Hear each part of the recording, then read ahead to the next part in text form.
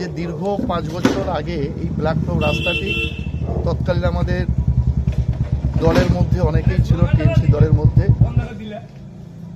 অনেকেই ছিল। আমি একটু আগেই আপনাদের সামনে বক্তব্য রেখেছিলাম, আপনারা নিশ্চয়ই জানেন।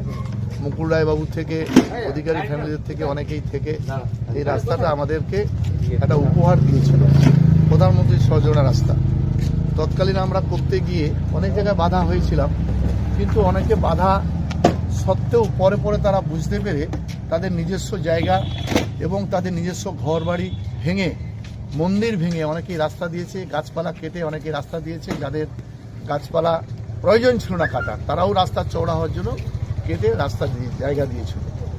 কিন্তু এই যে পাশে আমরা যেখানে প্রতিবাদ সভা করছি, পাশে একটি ফ্যামিলি, সম্ভবত শুভেন্দু দত্ত, তার বাবা, ওদের নাম